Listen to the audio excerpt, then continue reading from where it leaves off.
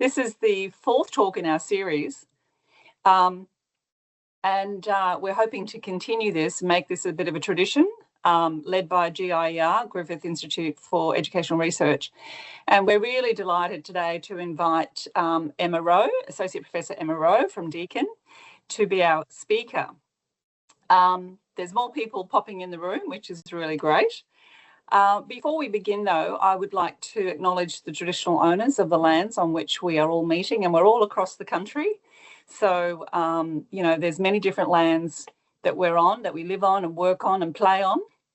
And we want to acknowledge the custodians of the lands, skies, air, the fauna and flora, the custodians of all of that precious environmental matter that is such an integral part of our lives, and pay respects to elders past and present, and extend that respect to any Aboriginal and Torres Strait Islander people who may be with us today. So without further ado, I will hand over to Emma to begin our talk on venture philanthropy in public education, which I think will be really stimulating, and there'll be 15 minutes at the end for us to have some conversation. Thanks, Emma. Welcome. Thanks so much, Jennifer. I really appreciate that. And yeah, just wanted to say thank you to Jennifer and Maria for inviting me and organising it all. So thank you. It's lovely to be invited, and thanks for coming along as well. So I'm presenting today from the Wurundjeri lands of the Kulin Nation. And in this presentation, I'm going to discuss my 4-year project, Venture Philanthropy in Public Education, Policy, Practice and Governance.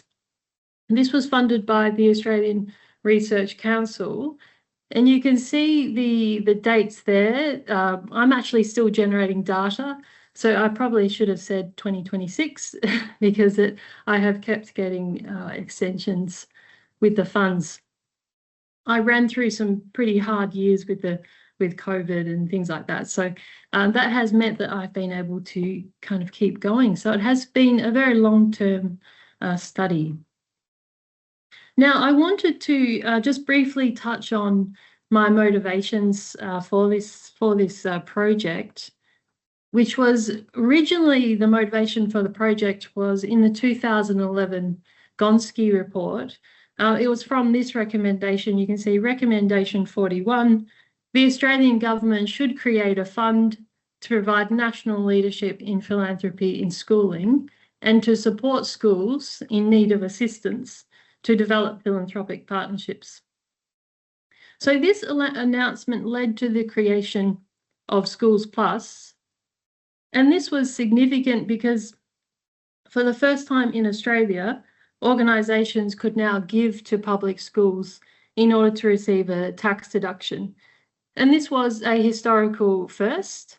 So, you know, it was significant. They also set up an online crowdfunding platform for public schools in 2016 called Fundraise Yourself. I always thought that they should have really had a bit of a tagline underneath the Fundraise Yourself, you know, because no one else is going to do it.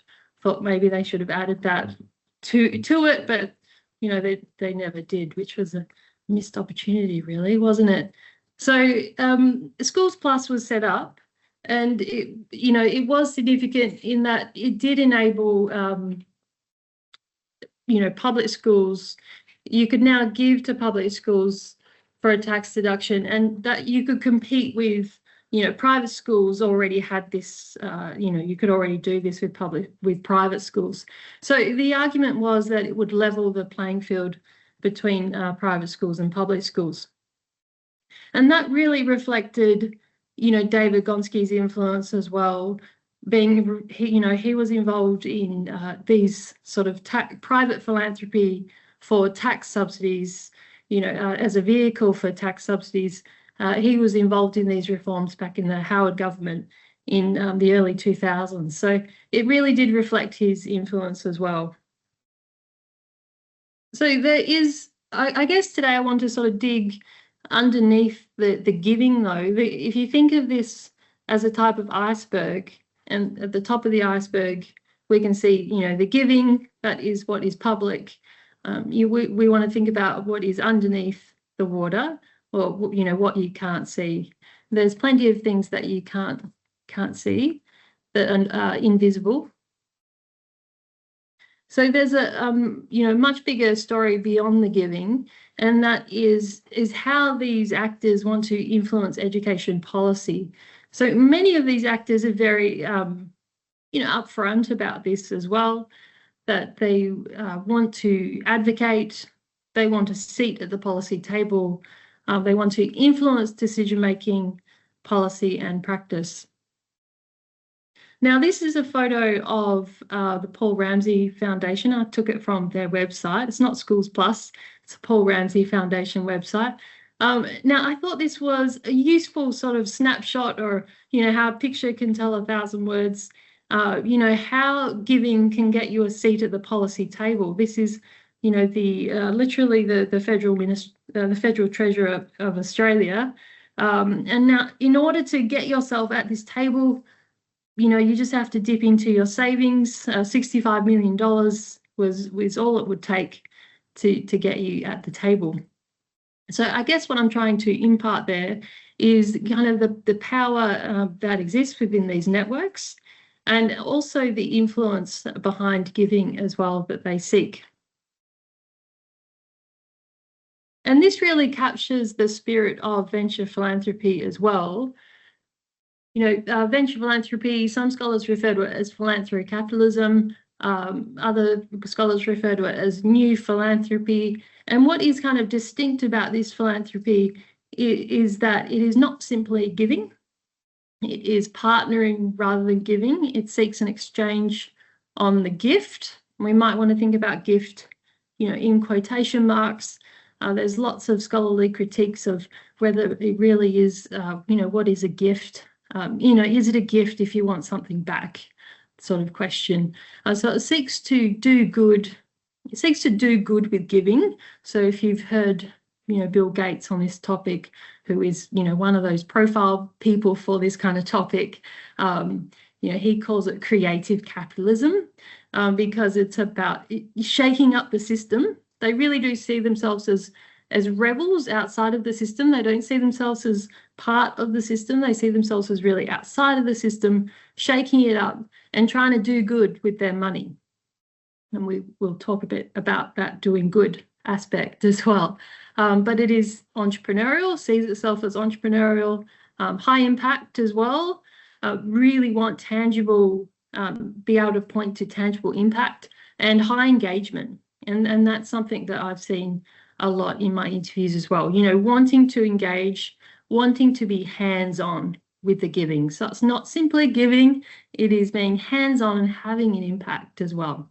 So that's a really crucial part of it, because it's really nice to say, oh, you know, I'm giving away all this money, you know, that's wonderful. But, you know, there's a whole other part to the story as well. So how does it influence education? Well, we have seen that it influences education really significantly, and, you know, a lot of money goes into impacting education. And in order to sort of make that point, I'll briefly touch on the US, but don't worry, I'm not going to spend the whole time talking about the US.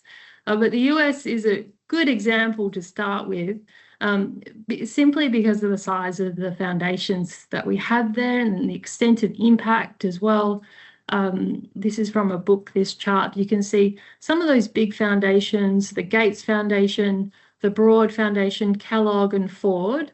You can see the size, you know, in terms of the billions of dollars that they have, and that they're really pouring into education with specific targets in mind, though. So it's not just giving, it's with specific reform actions that they want to achieve. So just a few examples of, you know, the impact or reforms that they've achieved. The first one would be the Common Core state standards, or the Common Core, you know, in setting up. The Gates Foundation were really, were fundamentally significant or influential in setting up and achieving political support for these, the national standards, national benchmark. setting up the national benchmarks. They really poured money into it. It was estimated as $230 million on not just developing the standards, but also getting the political support for the standards. So, quite difficult to fight back on that. And the other really important thing is how much power is in these networks. I thought this quote was really good. Once Obama was elected, I mean, Gates literally had people sitting at the Department of Education, both formally and informally. So the Department of the Education Secretary, Alan Duncan, he was a former Gates staffer. And this is really common, the sort of power that is mobilized within the networks. They're able to get that political support for particular reforms. Now, the other one, second one, the highest funded education not-for-profit in the US was Teach for America, and it was advanced by the Gates Foundation and the Broad Foundation. Again, very common. In Teach for Australia was significantly advanced by the Paul Ramsey Foundation, through one really large donation. So it's not surprising, it's a typical pattern that you see that, Teach for is advanced by Venture Philanthropy. And then you also have the next one along, charter schools. This was one of the highest funded initiatives in the US by the Gates Foundation. So there are specific reforms, that they will target, that they'll set out to achieve, and we'll touch on Australia though. We'll move away from the US because, it's probably over talked about a little bit, the US reforms. But, an important point is that grants are made as tactical strategies to generate growth, to develop networks and build policy convergence. And a good quote here by Rekar and Tompkins-Stange, the Gates and the Broad Foundations, they made targeted grants to organisations that promoted a common set of policy priorities around teacher quality, thus ensuring that multiple participants in the policy debate echoed the same idea.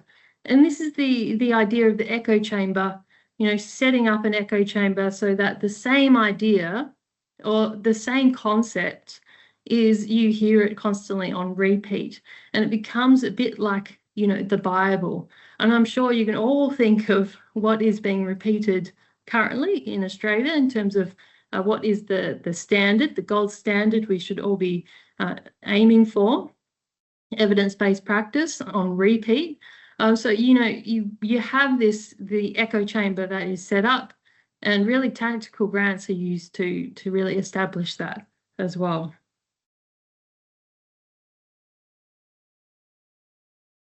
Now, I think I've already touched on this. I think these quotes are pretty good. Gates, frictionless, he refers to it as frictionless capitalism and creative capitalism.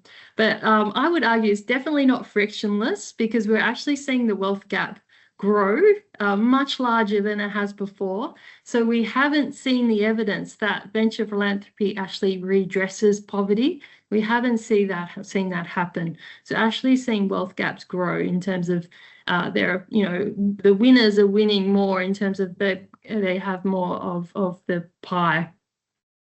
Another really good book that I'd recommend here is Winners Take All, thinking about it as win-win capitalism. He does a fantastic critique though.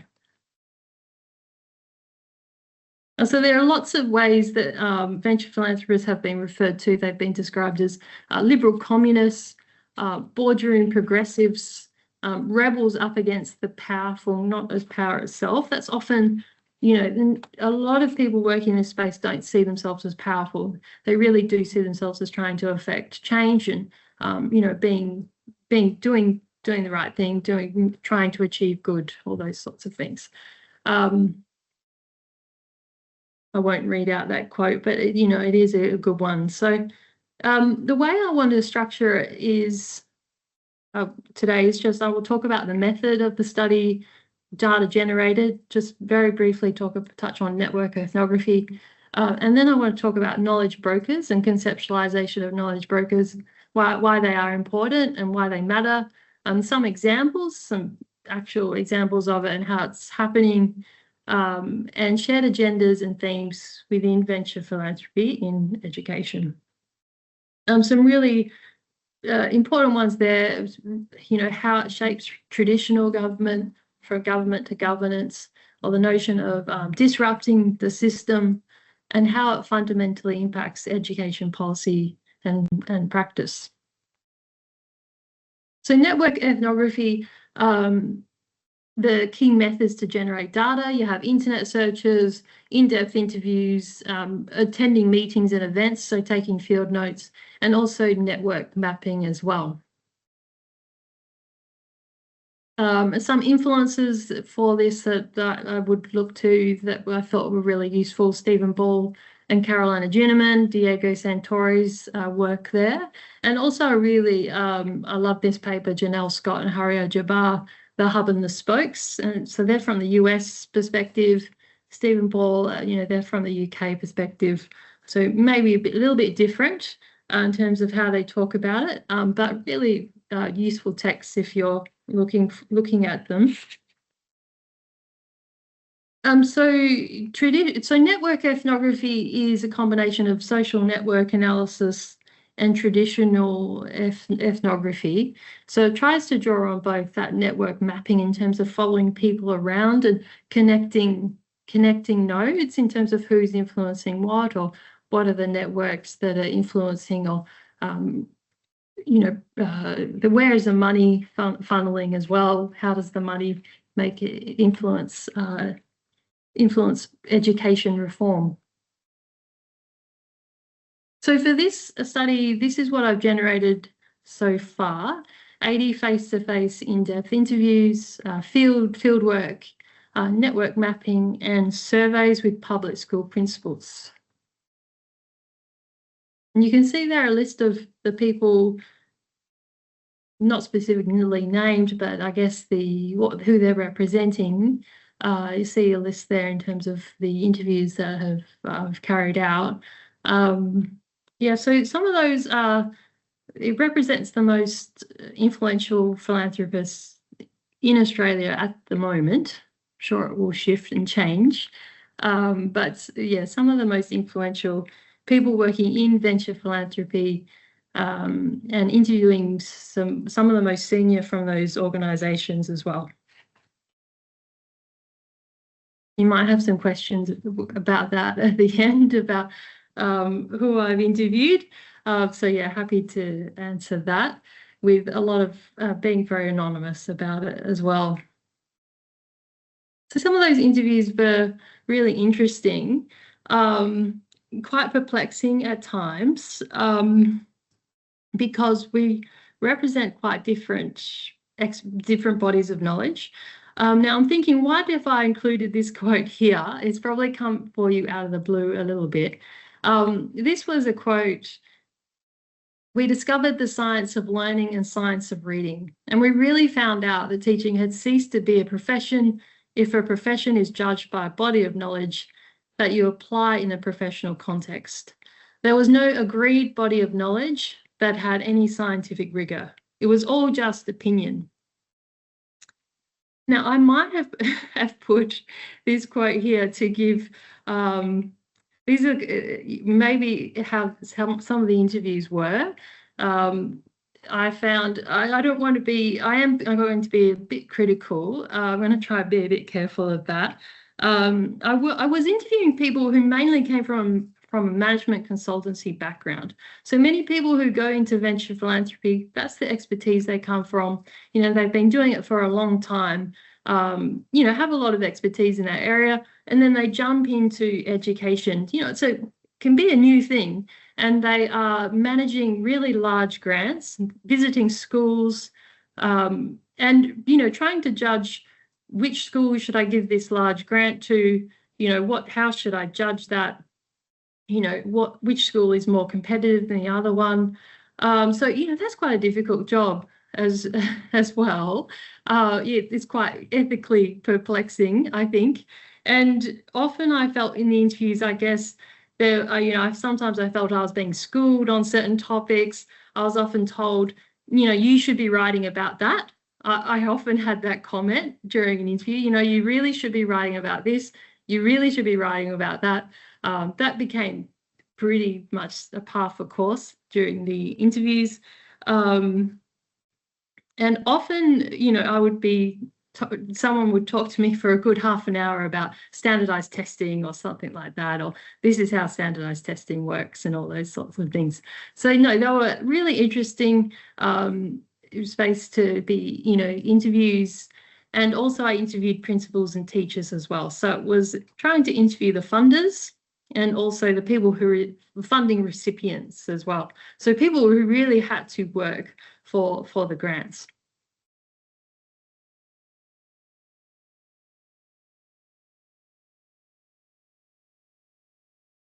So this is just a picture here of how I went about trying to get the surveys and also the interviews. So this was targeted at public school principals across Australia, and yeah, we managed to get interviews from every single state or territory in Australia. Yeah, I might not go further in terms of Department of Education. There were particular states and territories that were particularly tricky, but it is being recorded, so I won't say anything more about that.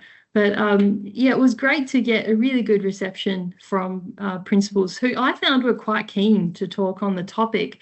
Some were really guarded and clearly a bit, they'd signed up for, they'd voluntarily wanted to do it, but they still came and said to me, well, I don't really know you. And, I felt there was quite a lot of trepidation around, if what they would say would get them into trouble, basically.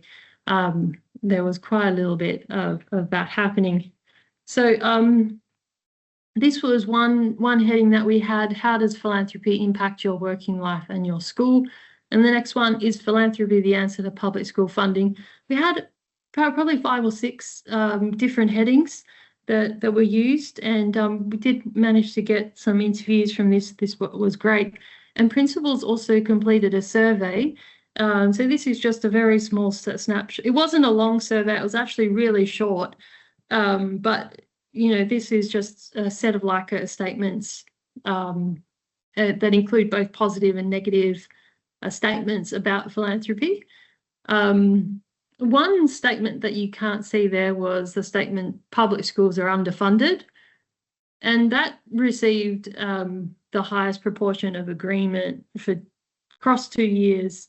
It was around 93% agreement, strongly agreed public schools are underfunded. That was the most consistent response, but other response were much more, quite complex. You'd have to talk about it in the interview, things like that. For example, it is a waste of my professional time applying for philanthropic grants. Principals would say, disagree, because they'd say, well, I really need that grant.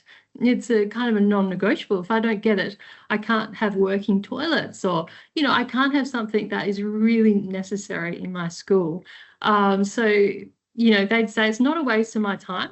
But on the other hand, I hate doing it. I hate that I have to do it in my spare time. I hate that it takes me away from more important tasks that I really want to be doing. I hate that it takes me away from meeting with parents or have FaceTime with my teachers and things like that. So it was, I guess more of a struggle there, and like a double-edged sword as well. And so just a snapshot of policy mapping as well. That was I did. This was a couple of years ago. This particular, I'm just going to close up something there. This was done a couple of years ago, and it's a little bit out of date. In this one, you can see SVA, which is Social Ventures Australia. You can see that they were very prominent in this particular map. but they wouldn't be anymore. So now if I was going to do one, I'd put Paul Ramsey Foundation right in the middle and make it really large. And I'd also make put Aero in there as well. I don't think I've put Aero. I possibly have if you look at the small writing. But yeah, so it changes, and that's one of the critiques of policy mapping, in that it represents a very static image. So I might just skip through that. And I'd like to just move on to think about knowledge brokers, and I'd like to think of maybe an example of a knowledge broker as well. There has been a rise of knowledge brokers, and really it works in lockstep with venture philanthropy. So, venture philanthropy will often work with knowledge brokers to purchase evidence or, buy evidence to support a particular reform. And they're definitely on the rise. They'll seek to bridge those communities of research, translating research. I've just got a little pop-up coming up on my end that I'm trying to get rid of, and it's just distracting me a little bit. Okay, that's all done. So knowledge brokers, and thinking about maybe an example of a knowledge broker would be, I think a good one is the Education Endowment Foundation, which is the English Education Endowment Foundation, often referred to as EEF. It's part of the What Works network. The Education Endowment Foundation, they really encapsulate this notion of, the knowledge broker working within a venture philanthropic mindset, which is, tactical grants to achieve particular reforms. And they aim to produce research, disseminate research. They focus on what works, and leveraging authority within governments and within schools, achieving particular reform agendas. And one of their more visible examples that you would have seen around the place is the Teaching and Learning Toolkit. So the Teaching and Learning Toolkit is about building up evidence of what works in your classroom, and they will give you the score on impact. They will also give you a score on evidence strength, and tell you how much it costs to implement as well. So it runs across those three markers: impact, evidence strength, or what works, and also the cost. So the toolkits were part of this project. Sorry, just kind of quick. Part of this project, building a global evidence ecosystem for teaching. Now, this was part of, again, the What Works network, but it was funded by the BHP Foundation. And the BHP Foundation is fossil fuels multinational. This is really common within these networks. They're either funded by a multinational bank or fossil fuels. That tends to be a characteristic of the projects.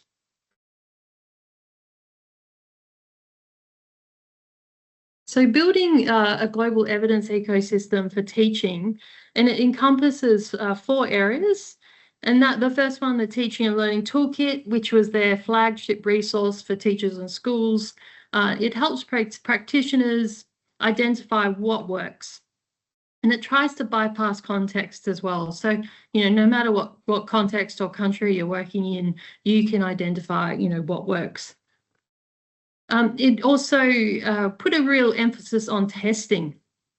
And it doesn't say it here, but what this translated to was randomized controlled trials, so RCTs. So it really wanted to advance the use of standardized testing and RCTs to find evidence, really. Building a network of evidence hubs similar to EEF's research. The schools will disseminate the evidence, so thank you to the schools.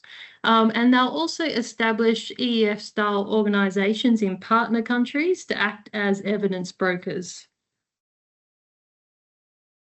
So, in Australia, they are talking about Australia there. in developing an evidence hub. So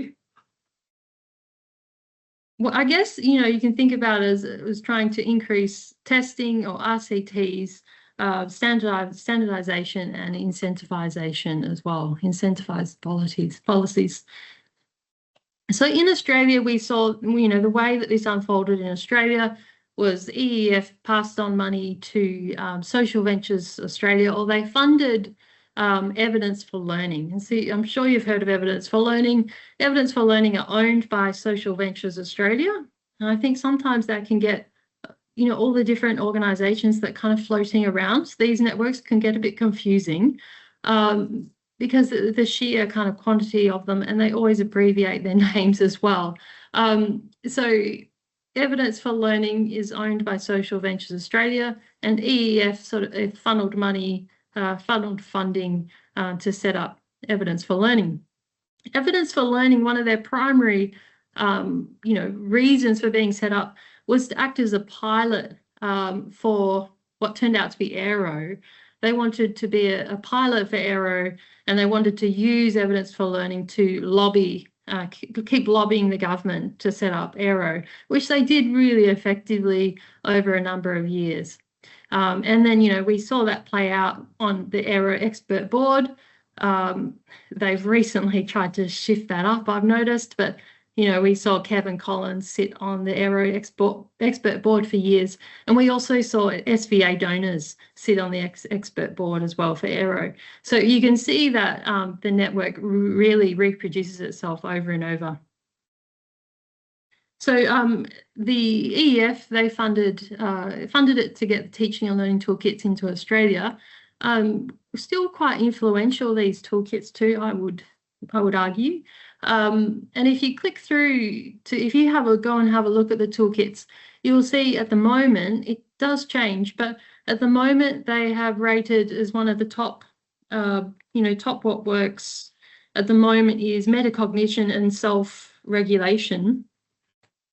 And if you click this through, it will take you to a guide about brain science and cognitive load. And it draws on John Sweller's work, for those of you who are familiar with John Sweller. And John Sweller also does work for the Centre for Independent Studies as well. So the partnership that we have here, we have, the English EEF, and we have a large funder in BHP Fossil Fuels. And then they fund Evidence for Learning, which is owned by SVA. That's a really good example, quite a useful example of venture philanthropy in action, leveraging a knowledge broker in order to drive impact, to drive RCTs, to increase the use of RCTs, and to achieve particular policy reforms, policy outcomes. Which I would say to some extent, they have achieved these. They have been quite successful in setting up that the echo chamber, that I was talking about before, in terms of the echo chamber of particular reforms. Now, I probably will breeze past this and the sort of a brief, snapshot of SVA. And just go to shared reform agendas. Have we seen that the echo chamber? Another way of thinking about it is the idea orchestration, which is taken from Lubianski et al. Paper, which is quoted there. So repeating the same idea and getting multiple organisations to repeat the same idea. And I've just got a snapshot here of some organisations that are repeating the same ideas over and over. And this is more, so focusing more on Australia in this example.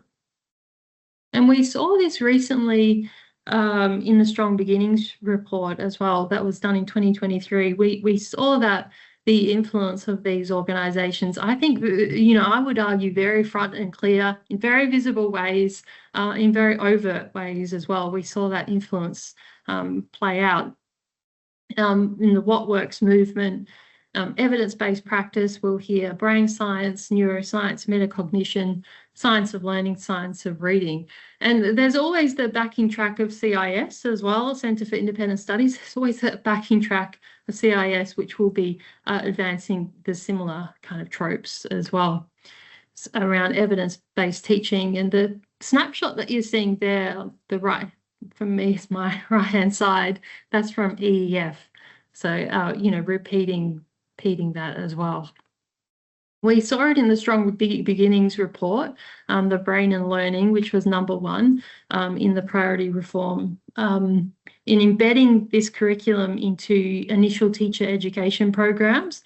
That was quite significant because this was the first time we'd really seen Aero's influence. Before that, Aero had been quite backseat drivers. We didn't really see much, but I would say in Strong Beginnings we did really see that influence of Aero come out. And it does say in that report that Aero were influential in specifically Priority Reform 1. So advancing this push for neuroscience or the brain and learning approaches, metacognition. I was going to touch on that. I found it interesting that Aero's influence in that report didn't actually come from in-house. They did outsource it to CEI, which is another knowledge broker. Very characteristic of these networks. They don't tend to do the work in-house. Not always, but it's often outsourced. So there's a lot of outsourcing to other networks within that, other knowledge brokers within that network. And they do firmly Aero really firmly positioned themselves as part of the What Works movement.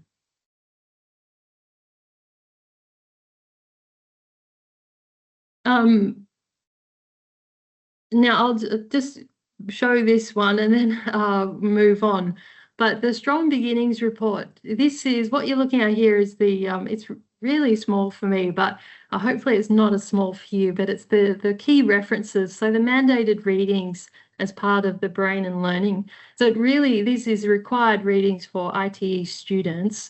You can see I've just tried to highlight there this idea of who is the organizations that are repeating the same idea, you know, the echo chamber or idea orchestration.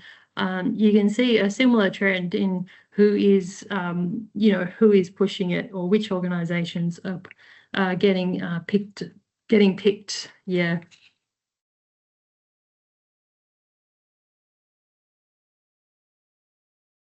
So I guess I don't really have much time left. So I guess I wanted to move on to a summary of the way I wanted to summarize was to summarize, I guess, key themes that we see in working in venture philanthropy, using knowledge brokers to advance particular reforms.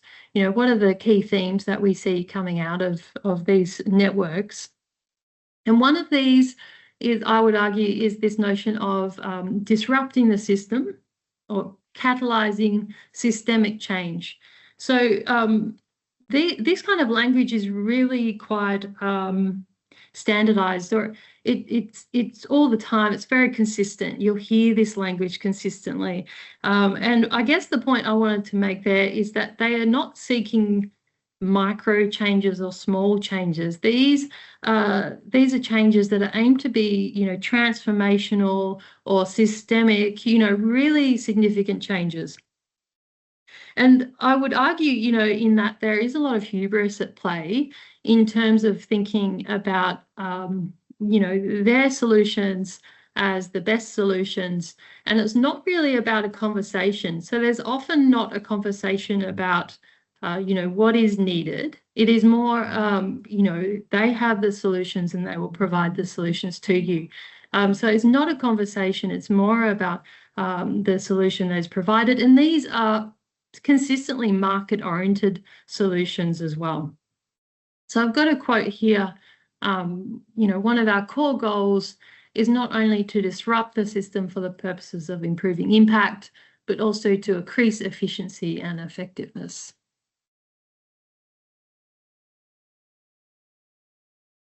Another one that from Social Ventures Australia, But all that work we do around education, public education, such as Bright Spot Schools Connection, Evidence for Learning, Teach for Australia, I think all the reforms are directed at trying to make a transformational, systemic difference to the quality of public education system, which I think is a core issue. So, you know, there is a foundational, I felt there was a foundational assumption that public schools, you know, were failing or were in deficit. And really, you know, someone needed to step in, someone, and it was often said someone from outside education needs to step in and really solve these problems. In fact, I think I have a quote that might even say that. That was often a theme that would come through. You know, this was from Teach for Australia. We see a really big problem in the way that education is delivered and the perceived and the opportunities that students have to access education.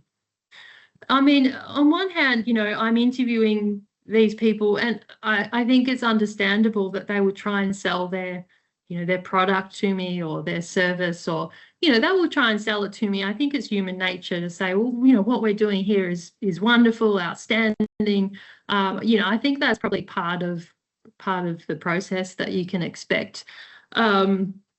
You know, and also trying to persuade me on why Teach for Australia is, you know, so outstanding. I think that's probably to be expected to some extent. But you know, you do not have a conversation around, you know, the risks of marketisation or underfunding of public schools. In none of the conversations I had, there was conversations around the issues with fair funding of public schools and things like that. You know, so I think it's often market-oriented solutions that are offered. This was the quote I was talking about. You know, could we get people from out of the education system, global thought leaders, and have open conversations about what's working and what is not working? And this other quote here, but no one in the organisation had an education background. And so they were coming to education from a management consultancy perspective. And the attitude which was said behind closed doors, and I heard third hand, was that basically no one smart enough had jumped in to try and fix the educational issues. So it was very common to interview people, you know, out from a management consultancy perspective, and they'd come in to education for a short, you know, just for a short time, I guess, short term. This person said to me very confidently, we will help Australia shift to evidence-based practice, and that will be really, really, really good. Like I am trying to sort of make a point with that, in that you know, I guess it just the level of confidence, I guess, that is expressed there. You know, our organisation, we're going to do this significant shift. You know, you better come along for it. And then also getting told that was, you know, you should write up a case study for how my program happened. I think often there was probably a belief that I was going to sort of promote the organisation as well. Now, I'm going to conclude with that. Some risks of philanthropic funding in public schools that I was going to just briefly touch on. Yeah, it's not simply a matter, it's absolutely not about giving. It's actually a political system that's trying to affect political change. And it is being relatively successful in achieving specific reforms as well. And there is a danger of, you know, using money to achieve particular reforms. And it's also dangerous having a small group of people making such significant differences. So it's really lacking a lot of democratic influence. You know, into education policy. We have, you know, certain people sitting at the policy table wielding that influence as well, and often a lack of transparency around that as well. So thank you. Thanks everyone for listening, and I'll conclude it there. Thank you, Emma. I'll refrain from saying that was really, really, really good, given the quote from your manager in your data. But no, it was fantastic. That was so interesting. And, really congratulate you on what I think is absolutely forensic work in a very complex kind of network of systems and organisations influencing one another. And that became really clear. Your presentation was really clear. So thank you so much for filling us into that big picture. It was really, really great. Really, really good. I'm going to open it up now for people to ask questions of Emma or, start conversation. Thank you.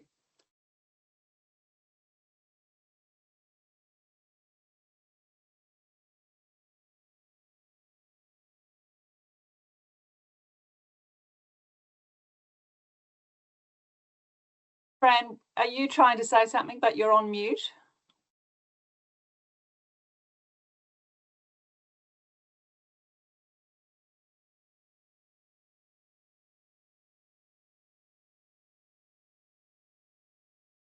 I hope everyone is not on mute and I can't unmute you.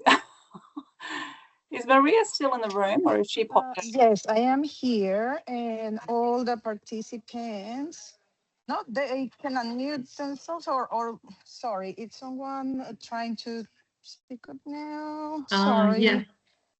Yeah, I can mute all, no, I cancel that. There's a question from Kim as well in the chat. Great. All right. Well, we'll leave Maria to work out our mic situation. But question from Kim, is there in the chat?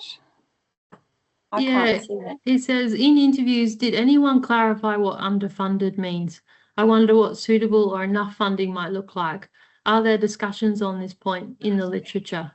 So I think that's referring to underfunded of public schools. I would assume. And I mean, I guess to respond, I'm interviewing people from quite different perspectives. So, I interviewed like a mining company and I interviewed, people from banks and the weird things like that. And then I interviewed public school principals as well. So definitely, I would talk at length about funding with public school principals. That was a consistent sort of theme, but I wouldn't talk about it much. Didn't come up with other people, maybe it would come up in different ways. Definitely there's, conversations around suitable funding systems. And in Australia, we're not achieving a suitable funding system at all. We're not achieving a fair funding system for public schools. And there's definitely discussions in the literature about funding. And I don't know if I'll go and list them all in terms of, where you can find that. Yeah. I don't think you said underfunding is complex. It is and it isn't. It's not complex for someone who can't afford to fund basic requirements in a school. That is not complex at all. If they can't afford heating for young people, or they can't afford a place that is dry for young people in their school, then it does not become a complex matter at all. It's very straightforward that they need to have more funding in the door for public schools, and we're not meeting those conditions at all. So I think that, and I agree, there's another one, funding distribution is definitely an issue, and transparency of funding distribution as well is an issue, a huge issue, in so many different ways. The distribution is a funding in terms of how we're doing it as well. So in some ways I agree that underfunding is complex, but in other ways I don't at all. If you have sufficient funding, you might argue that it is complex for other people who feel it is under, but that might be a way just to get out of the conversation. Yeah. Great. There's some more questions coming in the chat. Emma, did you see Dan's comment? Oh no, I didn't. Sorry. Question. Yeah, just go up above Kim. Oh, for some reason it has not coming up for me. It's in the chat, not in the Q&A. Oh, yeah. Okay. Ah, right. Okay. So Dan's sorry, curious. I already saved Yep. for everyone. Oh, yeah, you have Yep. control of your own mics. Thank Yeah, you. we Sorry can. about that. Great. Thank you, Maria. Francis, you've got your hand up. Should I just respond to Dan's one? And I'm curious as to what profit-making opportunities you see these actors as promoting or advocating for. Yep, Teach for Australia, is it trying to facilitate corporate profits? Well, Teach for Australia often sell products to the public schools. They don't sell them directly. They will promote specific products to the schools that they have their teachers or that they're in alignment with. So you will see, a promotion line being pushed out to schools. Hey, use this product, and they are often associated with Teach for Australia. So and there's also quite complex issues around how much people are paid at Teach for Australia in terms of the CEO and things like that. It's a government funded charity. It's a charity that doesn't pay any tax and doesn't give any donations. It gives nil donations in Australia, yet receives a lot, but is also a charity. So that's difficult, considering that the CEO, won't say much more about that. You can read between the lines, but definitely there's a products line that the Teach for Australians, they push out. And I know in the UK and Europe, US, they will have regular conferences that are aimed at selling products to schools as well. So yeah. Emma, that was a really interesting presentation, and I thank you for it. My areas in early childhood education, where of course we've got a lot of philanthropic bodies hovering around to try and fix the policy mess that is early childhood education in Australia. But one of the problems that I think is highlighted by your presentation is that these philanthropic initiatives place the problem into a lack of individual skill of teachers or educators, and probably those of us that are involved in teacher training, teaching the wrong things, non-evidence-based things. But actually, especially, I think this is true of early childhood education and I think to some extent of school, the problem really lies within systemic issues, both around how education is provided and how it's funded, and how those that work within those settings are actually supported in terms of working conditions and those sorts of things. So I do think that that's a real problem, because it places the problem around individual skills only and doesn't look at the systemic problems that underlie the provision more generally. I would definitely agree that that's a consistent sort of pattern, in that there tends to be the emphasis on the individual, such as the failing teacher, the failing principal, and Teach for Australia really pushed that, to pick on one. You send that individual high flyer into a school and they'll save the day. So definitely there's that emphasis on individual. I agree with you on that.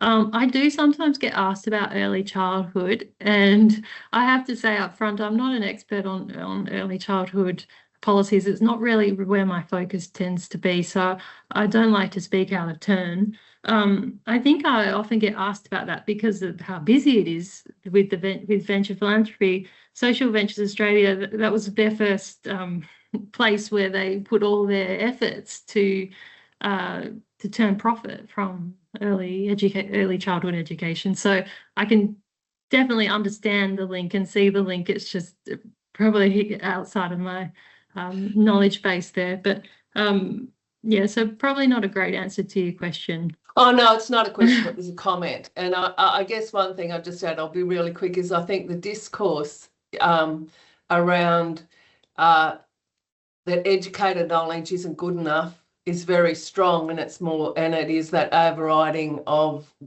we philanthropists have the answer and other people haven't got the skill or wisdom to apply effective knowledge.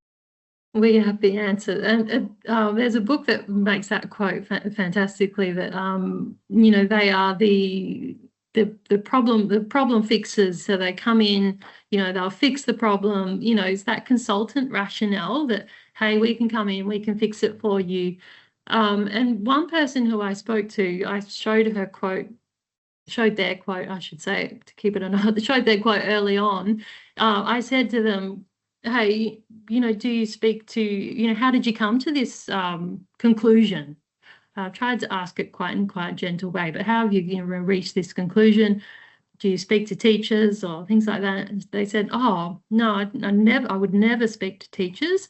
I speak to a few principals, that's it, only select principals as well. And so to me, there was a real lack of engagement with people who are actually working in the space and affected by the changes and things like that. It was just a very extremely confident position about, hey, I know how to fix this and, I'm going to come in and do it. Yeah. Thanks, Emma. To Stephen, and then we'll come back to the chat for questions. Thanks. Thanks, Emma, for a nice talk and an informative talk.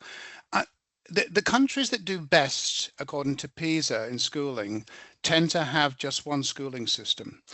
And that is a schooling system then which is supported by the cultural, economic and social capital of that country. They're the ones that do the best. Countries like Australia and America have a far more distributed education system. So part of my question is that two parts. To what degree are philanthropy practiced in those countries that have just the one schooling system, and as it takes a different form? And secondly, to what degree is there evidence that actually this philanthropy actually assists rather than exacerbates social disadvantage in Australia?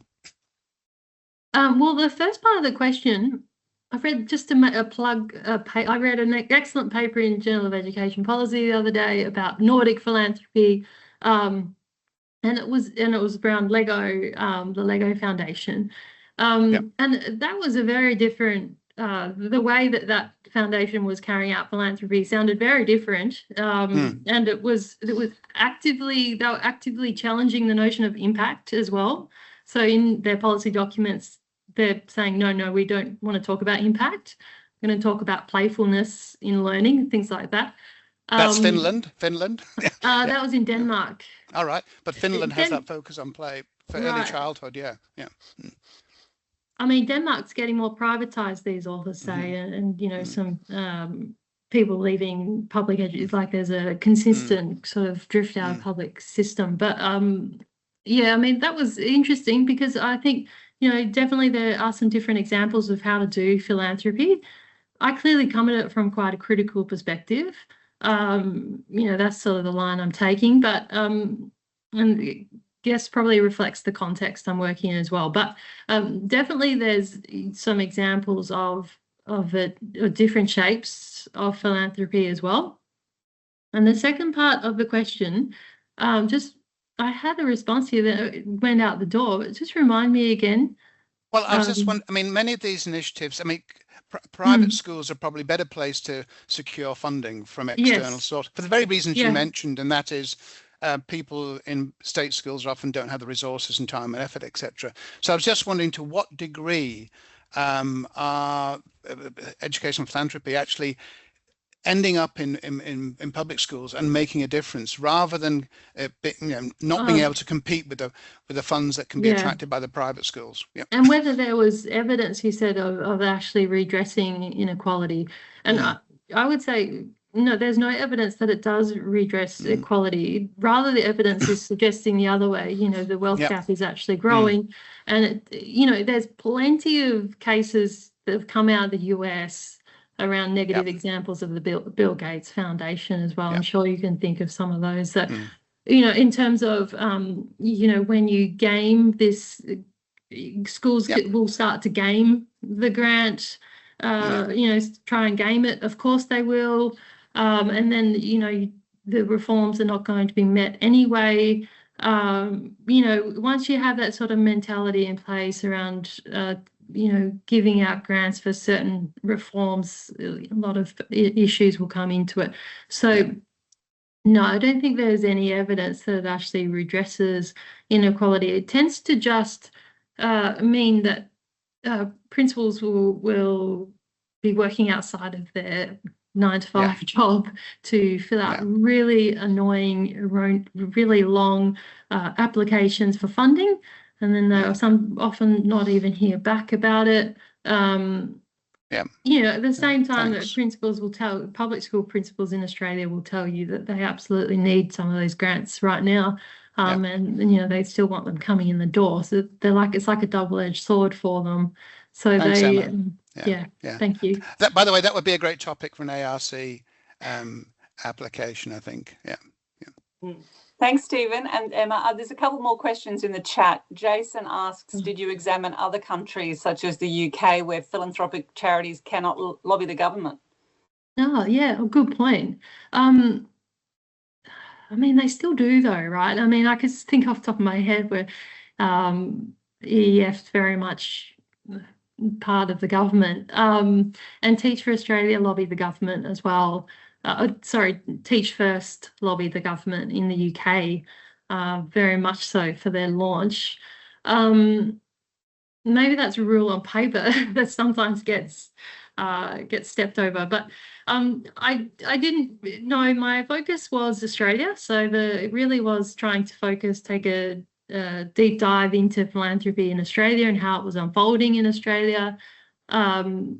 You know, Social Ventures Australia, they credit themselves with launching Venture Philanthropy in Australia, and David Gonski was really influential in the early days as well, in implementing quite important reforms in the government. So yeah, I've really tried to focus my attention on Australia, and also, you know, there's a lot of scholars working on the topic in the US as well. It's quite a busy space, and probably in England, you know, I think of work of Antonio Olmedo, and also Stephen Ball and Carolina Junemann. Yeah, so yeah, to answer your question, really tried to focus on Australia. Jason, did you want to chime in there? You had your hand up. Oh, it was just that all countries seem to have laws that if it becomes political, they can't then use public money through the tax system. But the UK seems to be much stricter on that, whereas in Australia, many of the issues that are being sort of supported, say through Aero and so forth, have some political elements, but they're not cracked down on as much as they seem to be in the UK, as a means of moderating the power that lobby groups can have if they're supported by charitable funding. Yeah, it's really problematic, isn't it? Because yeah, a lot of these groups do receive you know, significant government funding, and they describe themselves as a charity.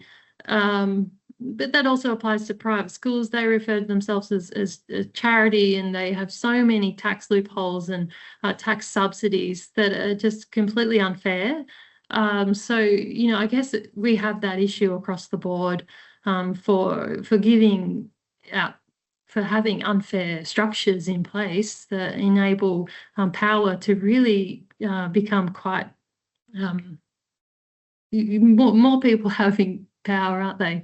It's not really spread, so the lobby groups are getting more power.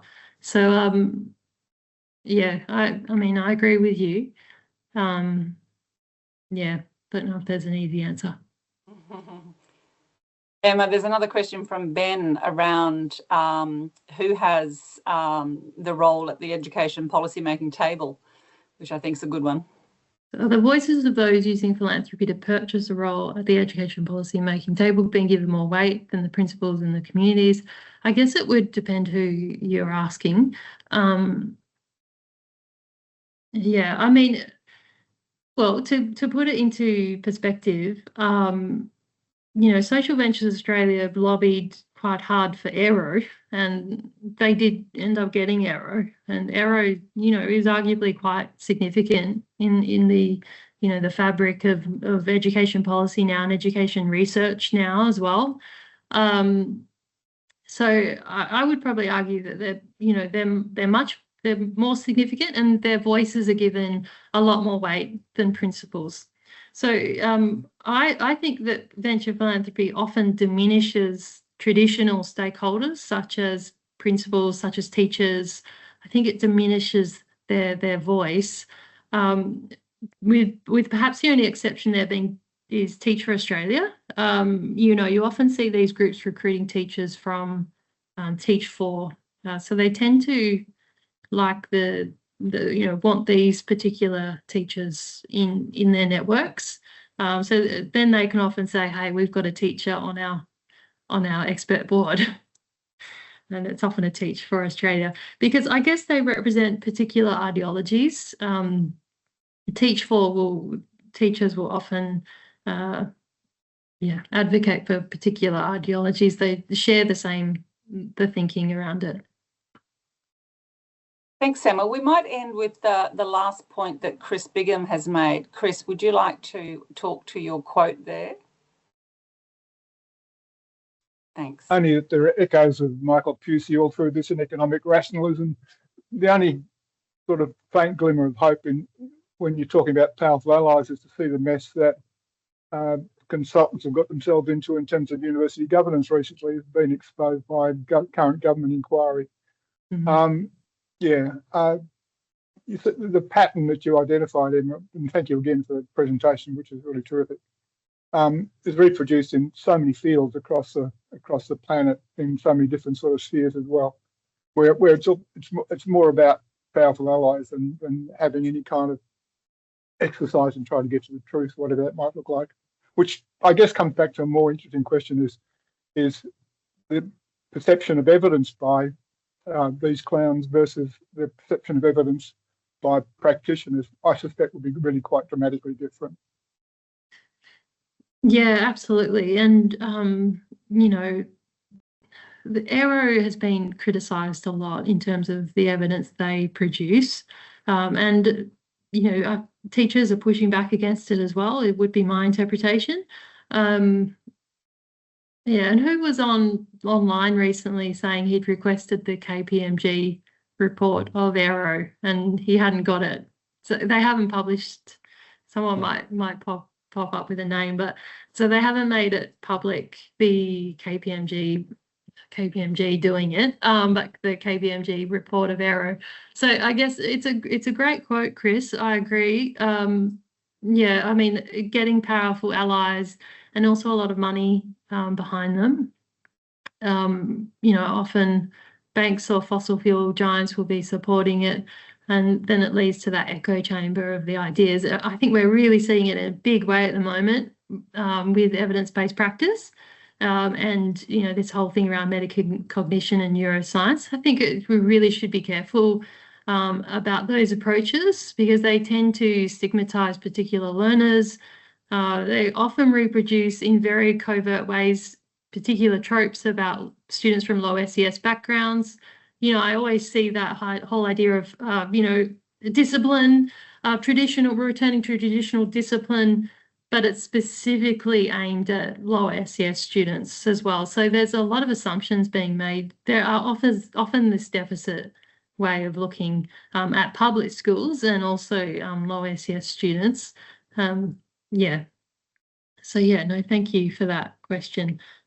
And thanks everyone for your hard-hitting questions. Thank you, Emma. I will have to bring the meeting to a close, but absolutely brilliant discussion there around a really fantastic presentation. Thank you so much, Emma. Thanks, Jennifer, for inviting me. You really hit the nail on the head for the Big Picture Talk series. We want it to be critical and hard-hitting and to really dig into some big issues. So well done. Thank you so much. And thanks everyone for coming and your great questions. Have a great day. Thank you. Thanks so much, everyone.